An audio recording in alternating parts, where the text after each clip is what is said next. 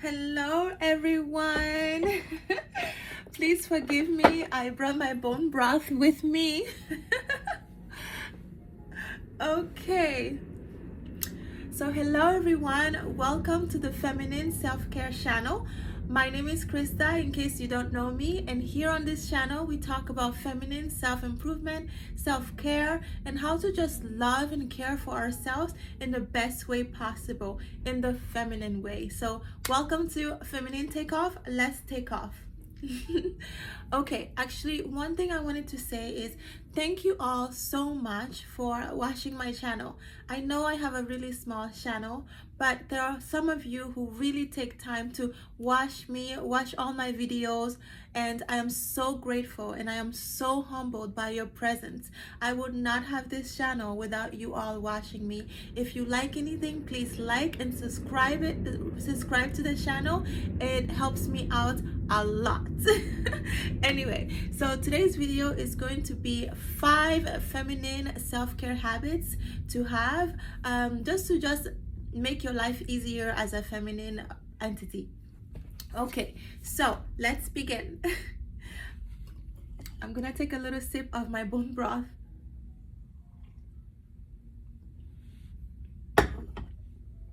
Okay, let's begin. So the topic again of the video is going to be 5 micro self-care habits that are feminine. Number one I wrote is set your alarm as a more gentle tune that you will be woken up by.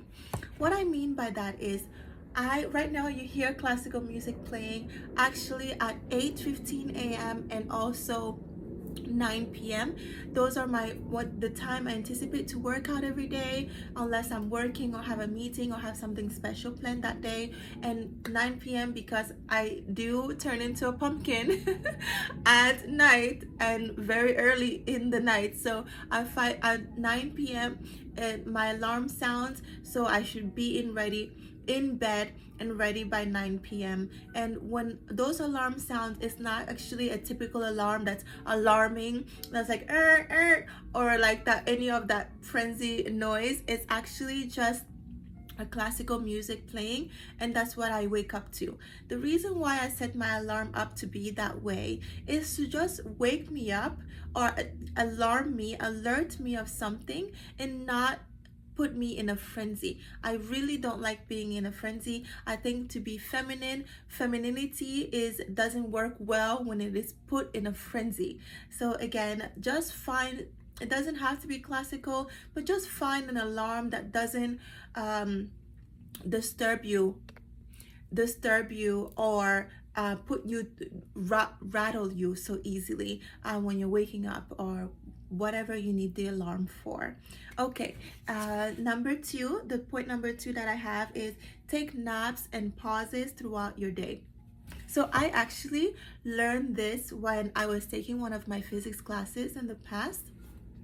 I can't really remember which scientist or philosopher was, but I want to say it was Sir Isaac Newton. The source where I read the information from claims that he got a lot of his inventions when he just woke up from a nap. So what he would do is, rumor has it, he would have a metal plate around him when he's falling asleep, taking his naps, and he will hold a metal ball as well. So as he would get into that relaxation mode and in the brinks of entering sleep, the first few 20 something minutes or so, he would be so relaxed enough to drop the ball, right? And because it is metal, it will make a noise and it would wake him up. That is when he would start penciling in and writing down his ideas and his inventions. And so the source claimed that it gave him just stillness in his mind to be able to achieve so. And I did put that to the test. There were times where I would study for hours at a time, and right before a physics test I would take a nap, and then right when I'm like, I can feel myself, I've timed myself, so I noticed that within 20 minutes, 23 minutes to be exact, but I mean, who's counting? I may be. I enter into that sleep mode, so my alarm will wake me up, And I noticed that whenever I would do that method, I would actually pass the test with 90%, even 100% sometimes. So again, I am a napper. If for those of you who are not nappers, I would look into something that maybe is different. Like take 20 minutes or 30 minutes to sit still, relax, ground yourself, or just do anything for yourself. It doesn't have to be a nap, but just calm down within yourself. I think that would really be useful. And point number 3 that I have written here is set times for do not disturb. Oh my God, my friends know me as the do not disturb princess. Why? Because if it is an emergency, whoever's calling or texting me will either let me know or leave me a voice message. If it is not important enough to call, text me, or leave a voice message, it's not important enough for me to stress myself over. So when I wake up, the first 45 minutes of when my alarm sounds, my phone actually automatically goes into do not disturb. I believe most iPhones have this, but I will check with the type of phone you have. I think most phones have it, where you can edit the times of day where you usually know that you do not want to be disturbed. That really is a life changer for me. Femininity does not like being disturbed, and it just helps you again ground yourself, right? When you have fear of missing out, FOMO, or I think that's what they call it, FOMO or whatever. If you're not seeing all your notifications dinging and vibrating in your phone, well, you won't necessarily have a fear, or you're just reducing that fear. So that is that third point. And point number 4 is you cannot self-care or be feminine if you're constantly defending yourself or giving a reason for your beliefs, especially your financial beliefs.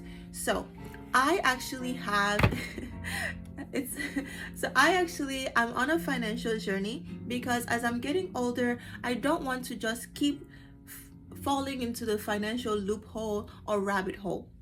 So I actually have no spend months. So what that means is I pick a month out of the year, or a few months out of the year, and I dedicate those months to not spending unless it is absolutely necessary.